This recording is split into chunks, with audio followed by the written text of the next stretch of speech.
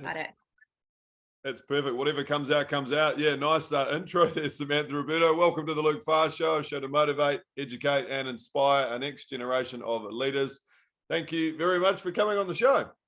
Thank you for having me, Luke. I'm glad we're finally here. It's been a year in the making.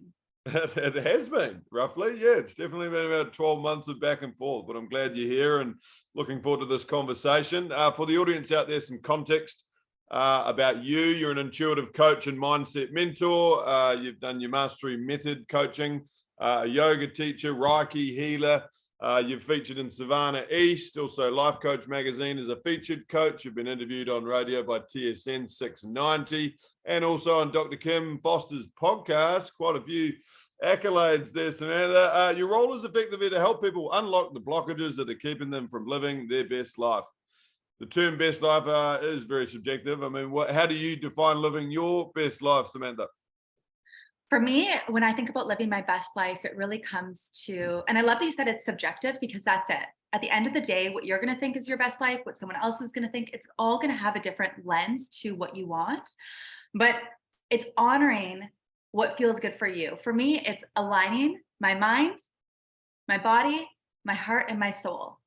And trying to have a balance between them all and making sure that I'm listening to myself versus being pulled in so many directions by the outside world and not feeling like I'm really getting anywhere. Yeah, nice. That's good. How do you know when they're like out of alignment? I mean, I can tell because through body language and through energy, you can tell through somebody's vitality. Usually, if somebody's showing up and you can just see that their body language, they're looking down, their shoulders like this, they're just not feeling good. You can tell there's a disconnect in the body, right? Or you can tell if somebody's open, if their heart open, if they're looking at you, if they have sort of an energy in their voice, you can see there's sort of a pep in their step. Is my heart open right now? I don't know. Is it? I'm gonna say yes because you can tell, right? And I'm you're the intuitive coach. If it's not open by the end of the conversation, I promise you, Luke, it will be. So wow, look at that. That's a guarantee right there. Is that 100% money back guarantee? Confidence is another thing. At the end of the day, listen, in life, okay, so how do you know if you're out of alignment? And for me, I wasn't always living this way. And this is where I kind of pull from. There was a time in my life not too long ago where on the outside, it looked beautiful. It looked shiny. It looked like I was doing all of the things. But inside, when I went to bed, when I would go to bed, that last 5, 10, 15 minutes when I put my head on the pillow, everything would just come. It's when I stopped being busy, that the anxiety would creep in, that my mind would start going, I felt tormented. Wow. This is 8 years ago. But huge. Nobody on the outside would know. I knew. You knew. It was just a feeling. Yeah. I mean, because you had a successful career, you had a long-term relationship and a beautiful home, but you felt completely empty. I mean, what was missing? Because realistically, Samantha, as you know, like majority of people in the Western world are actually striving for that life that you had. So what felt so empty for you? And I am so lucky, Luke, that I got it at such a young age. I was 27 when I realized, because I climbed the ladder from the world that I was in, from what I knew, I climbed it, I reached the top, and yet it felt empty. And I didn't know at the time I didn't know. But I knew deep down that something was off and something wasn't right. And that feeling started out as a little whisper, and then a little bit more, and then a little bit more. And by the end of it, when I got to the point where I want to say almost like left that life, it was basically my soul was screaming. So if I would have stayed there, what was it saying? Just, this isn't right. This is not you. You're putting on an act. Were you living in imposter syndrome mode? This isn't, for me, it felt like I had the wrong life on. It's not because I loved what I did. I did love real estate. I was in real estate before, very successful. I did love my friends. I did love where I was living, but there was a soul misalignment that I knew that I wasn't living to my fullest potential. You'd be a bloody good agent. I was thinking that. Do you ever miss it? Oh, fantastic. I love it. And the funny thing is that I do coaching now, and I help people navigate through transitions in their life in coaching. When I was in real estate, you best believe that I was residential. So I would help with people navigate through their deeper emotions of first-time home buyer, estate sale, someone just passed away and they're grieving. It's a bad divorce and there's war at the table. We got to get the deal done. So what's really funny is that the skills I developed in real estate were actually quite transferable over to coaching. I was living with like sort of in my purpose, but not fully. It was almost like a shadow career. Coaching, what I do now, I'm in my living in my purpose now. So do I miss it? No. Did I love it? Absolutely. I would not trade it for the world though, where I am. Yeah, I mean, just completely. I mean, two polar opposite worlds as far as what service you're providing and your day-to-day activity. Let's talk about your travel. I mean, you've done a phenomenal amount of travel, Samantha. You've been in over 50 countries. I mean, what has traveling taught you the most, not only about yourself, but about different cultures and communities? I mean, it's over 70 countries now. And what I know So, about how dare I just absolutely there's so many undervalue that. I'll tell and so 73 and counting. Yeah, okay. No, it's over 70. Well, 50 to 70, that's like a big ratio. But no, but the thing is that the more you travel, the more you realize there's so many more beautiful places to go. It's one of those things, and something I learned is that, I mean, number one, there's good people everywhere. And, I have definitely a very different lens when I see news stories and different things that are on there. I have compassion to absolutely everyone. It doesn't matter, what your background is, what your religion is, where you grew up, what your culture is. I've been in some of the most remote places in the world, and the human spirit, even though we're completely different on the outside, you catch someone's eye and you give that smile, there's that exchange of energy. So really, I think the number one thing is that there's good people everywhere. And I think travel is one of the best ways to get an education, just to really experience something different than, I mean, for me, it was the box that I lived in, so to get that variety, it completely opened up my world. Gave me a lot of compassion. Yeah, absolutely. Any what were some of the biggest challenges around? I mean, not only just the language barriers and connecting like that, but like you said, energy and body language and just our very universal standard of human connection. But any core challenges whilst traveling? I mean, 72 countries is quite phenomenal. And what were some big learnings out of that for you? So for me, it really taught me my resourcefulness. I think especially as a single female, I did a lot of those countries completely alone. It gave me the knowing that you could put me anywhere in the world. You could drop me there. And I have the resourcefulness within myself to be able to figure it out. And that's the one thing I love about travel is that you sort of jump outside of your comfort zone into a completely different world, and you're past that point of no return. And you've got no choice. What country has the best looking men and also the most trustworthy men, and they don't need to go hand in hand? Oh my gosh. Okay. I'm going to say Spain. I'm going to go Spanish. Oh, okay. I don't know. It just popped in my mind. Hola. I haven't been to New Zealand yet. I loved Australia though. Very cute, very good looking. I'll be very direct and honest with you. The Spanish men are far better looking than New Zealand. Australian men are pretty hot, but New Zealand men are, I'm sorry, I'm New Zealand, but I'm being very objective here. But I do not think we stack up on the world stage as far as good looks go. Oh my gosh, are you kidding? Absolute charm as well.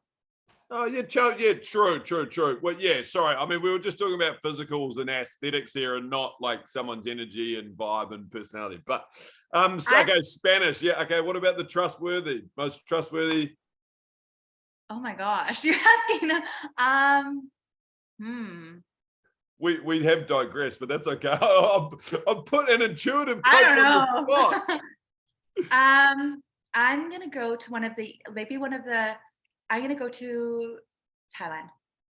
Interesting. Nice. Very good. It's funny how America didn't feature there whatsoever. No. Very good. People are good everywhere. I said that people are good everywhere, but that was a really hard question. No, that's fine. That's fine. Hey, look, we don't need to get into country details and in depth on a political level. Hey, we all know our vibe attracts our tribe. What are your non-negotiables, Samantha, when it comes to ensuring your vibe is high? So something I do every day is the morning ritual, morning routines. Morning and evening routines for me are sort of non-negotiable. First 40 minutes of your day, most important, because that's when you have access to your subconscious mind. When you're just waking up, your brain waves are going from theta to alpha.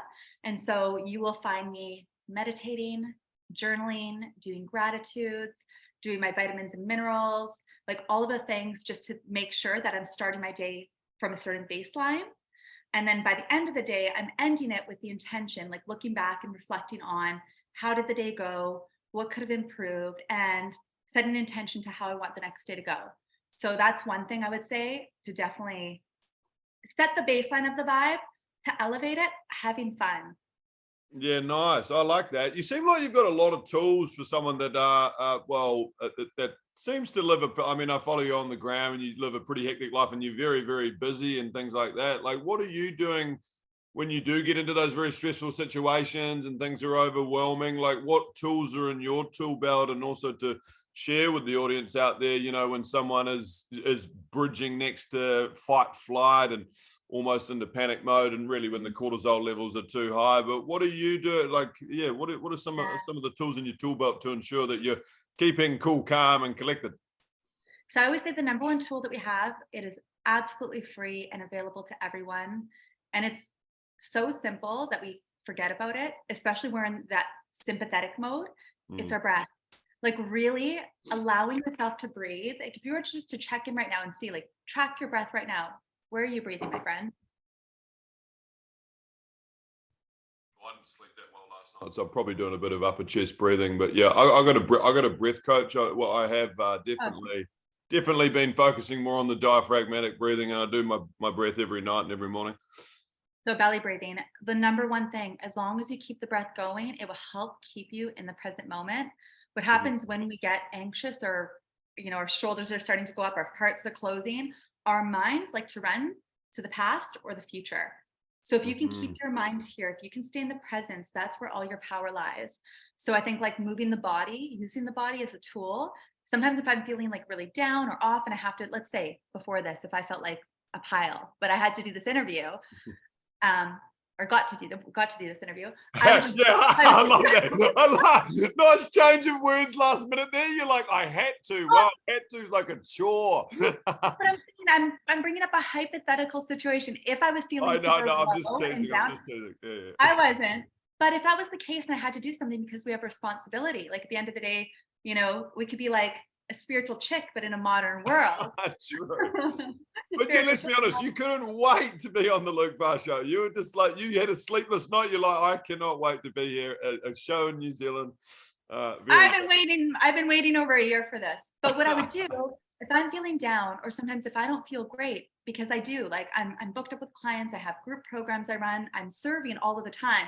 And I have to make sure that my energy is open to receive and be with my clients. I get up, I shake my body, I'll do breath of fire. So there's sort of breathing patterns you can do to help stimulate the breath and bring energy, chi, into your body and move it around. And then I just get into my mind and I get locked and loaded in what I have to do. So really shaking your body, like you see an animal, like dogs, they shake all the time, or animals in the wild, like if an antelope escapes from a lion, you'll see like it'll shake off the stress right in the moment. But for humans, we go out about our days and we're like robots. We barely give our body the gift of movement. We're like this. And then we wonder why we're like up to here and stressed and pent up and overwhelmed and anxious. You know, we got to start working again, to the beginning of this conversation, holistically: mind, body, heart, soul. Very good. Lovely insights there. And speaking of shaking like an animal, I'm sure there was plenty of shaking going on at Burning Man. That's where people are really shaking like animals. Oh yeah. How good is it? How good. Hey, I did a little homework, and I want to talk about this famous study, which I'd love to get your take on. So in a famous study conducted a few years ago at the University of Virginia, participants were led one at a time into a completely bare room with all distractions removed.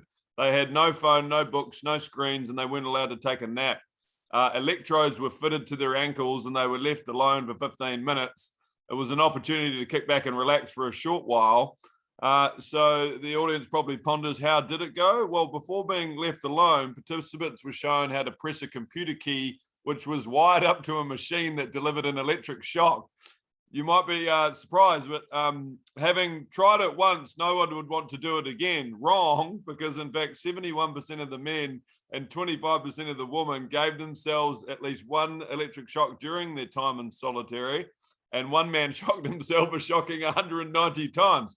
And so it turns out that having nothing to do was so excruciating that many of the participants preferred to, in effect, torture themselves rather than put up with no distractions whatsoever. In today's world, Samantha, are we simply distracting ourselves with all of the wrong things? I mean, it's not my place to judge. That said, there's a lot of distractions, being with like that is like people would rather shock themselves and hurt themselves than just to be in silence, feeling their body and being with their mind. So I think there's a lot of people who can't, unfortunately, sit. And so, sorry, it's not that they can't, it's that they're choosing not to sit in silence, but they don't know the tools or they've never done it. Or the minute that they go into that spacious room, they sit down, they feel everything and it's just too intense that it's like they want to do anything to just change their state, including shocking themselves. Like how, and Luke, how sad is that? It's very sad. How, when I read that, I was like, wow. You want to put yourself through pain out of the comparison to that is to just sit still, and you could have meditated or just sit with. This is the thing, like the society's not good with just sitting with themselves in their brain. They can't sit with their own thoughts because their own thoughts most likely scare them, right? And it doesn't have to. The thing is, this is when it comes to soul. So we're talking about, and I love it because there's the brain, the thoughts going, and then the body's feeling all this discomfort as well. Like you sit down or you're there and all of a sudden, your breath gets shorter, guarantee. All of these people are probably breathing up to here, like panicking and shocking themselves, right? So they're not working with body. But when you can quiet the mind, pull the reins on the wild beast between your ears, monkey mind, and sit with the body, with the sensations that are there as is, all of a sudden you're going to create space for your soul, for your intuition, for guidance. Because the monkey brain, when they refer to, sorry to interrupt you, and when they refer to the monkey brain, is it effectively the ego? Yeah, kind of. Like it's just the part of the brain that wants to jump here, jump there, jump there, jump there. You can't have your focus.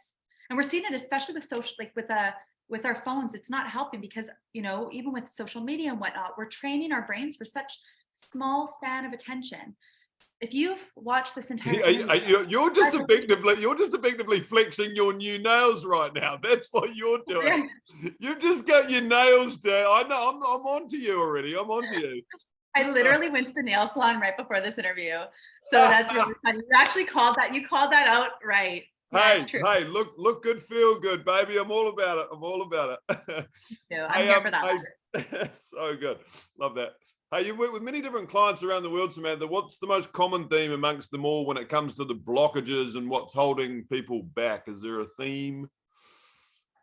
Not feeling worthy, not feeling good enough, beating themselves up.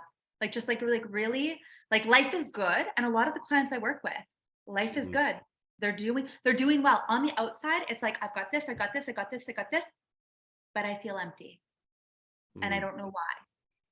And so I really help clients, reignite their soul and find the juju. Find the juju. I love that.